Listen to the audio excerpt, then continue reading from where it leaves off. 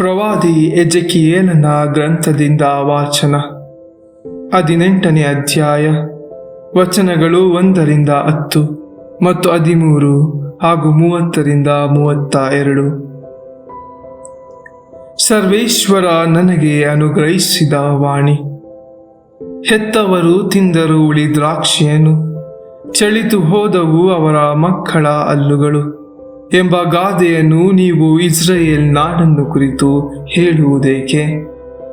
ಸರ್ವೇಶ್ವರನಾದ ದೇವರು ಇಂತೆನ್ನುತ್ತಾರೆ, ನನ್ನ ಜೀವದಾಣೆ, ನೀವು ಈ ಗಾದೆಯನ್ನು ಇಸ್ರಾಯೇಲಿನಲ್ಲಿ ಇನ್ನೂ ಎತ್ತಬೇಕಾಗುವುದಿಲ್ಲ. ಹೀಗೋ ಸಕಲ ನರ ಪ್ರಾಣಿಗಳು ನನ್ನವೇ, ತಂದೆಯೇನು ಮಗನೇನು ನರ ಪ್ರಾಣಿಗಳೆಲ್ಲವೂ ನನ್ನ ಅಧೀನದಲ್ಲಿವೆ. ಪಾಪ ಮಾಡುವ ಪ್ರಾಣಿಯೇ ಸಾಯುವನು.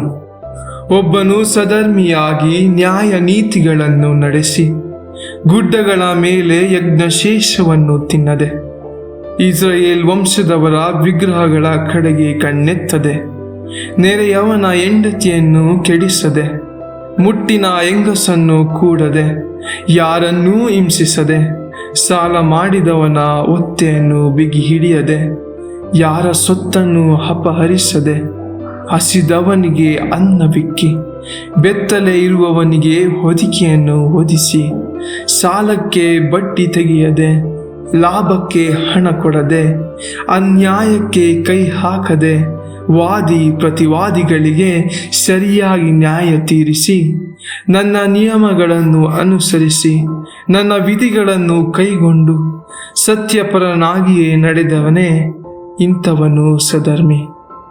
ಆದುದರಿಂದ ಅವನು ಜೀವಿಸುವುದು ನಿಶ್ಚಯ. ಇದು ಸರ್ವೇಶ್ವರನಾದ ದೇವರ ನುಡಿ.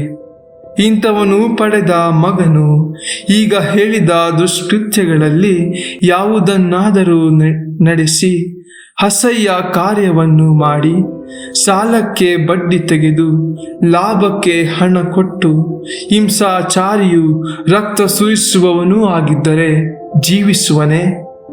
ಖಂಡಿತ ಜೀವಿಸನು.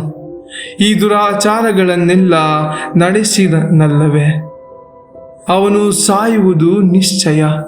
ತನ್ನ ಮರಣಕ್ಕೆ ತಾನೇ ಕಾರಣ. ಹೀಗಿರಲು ಸರ್ವೇಶ್ವರನಾದ ದೇವರು ಇಂತೆನ್ನುತ್ತಾರೆ, ಇಸ್ರಾಯೇಲ್ ವಂಶದವರೇ, ನಿಮ್ಮ ನಿಮ್ಮ ನಡತೆಗೆ ತಕ್ಕ ಹಾಗೆ ನಾನು ನಿಮಗೆ ತೀರ್ಪು ನೀಡುವೆನು. ಅಧರ್ಮವು ನಿಮ್ಮನ್ನು ನಾಶ ಮಾಡದಂತೆ ಪಾಪಕ್ಕೆ ವಿಮುಖರಾಗಿರಿ. ನಿಮ್ಮ ಅಪರಾಧಗಳನ್ನೆಲ್ಲ ತೊರೆತು ಬಿಡಿ. ನೀವು ಮಾಡುತ್ತಾ ಬಂದಿರುವ ಅಪರಾಧಗಳನ್ನೆಲ್ಲ ನಿಮ್ಮಿಂದ ತೊಲಗಿಸಿಬಿಟ್ಟು, ನಿಮ್ಮ ಹೃದಯವನ್ನು ಸ್ವಭಾವವನ್ನು ನೂತನ ಮಾಡಿಕೊಳ್ಳಿ. ಇಸ್ರಾಯೇಲ್ ವಂಶದವರೇ, ನೀವು ಏಕೆ ಸಾಯಬೇಕು? ಯಾರ ಸಾವಿನಲ್ಲೂ ನನಗೆ ಸಂತೋಷವಿಲ್ಲ. ಪಾಪಕ್ಕೆ ವಿಮುಖರಾಗಿ ಜೀವಿಸಿರಿ. ಇದು ಸರ್ವೇಶ್ವರನಾದ ದೇವರ ನುಡಿ. ಪ್ರಭುವಿನ ವಾಕ್ಯ. ಸಂತ ಮತ್ತಾಯನು ಬರೆದ ಪವಿತ್ರ ಶುಭ ಸಂದೇಶದಿಂದ ವಾಚನ. 19ನೇ ಅಧ್ಯಾಯ. ವಚನಗಳು 13-15. ಆ ಕಾಲದಲ್ಲಿ ಕೆಲವರು ಚಿಕ್ಕ ಮಕ್ಕಳನ್ನು ಯೇಸುವಿನ ಬಳಿಗೆ ತಂದರು. ಅವುಗಳ ಮೇಲೆ ಕೈಯಿಟ್ಟು ಪ್ರಾರ್ಥನೆ ಮಾಡಬೇಕೆಂದು ಕೇಳಿಕೊಂಡರು. ಶಿಷ್ಯರು ಅವರನ್ನು ಗದರಿಸಿದರು.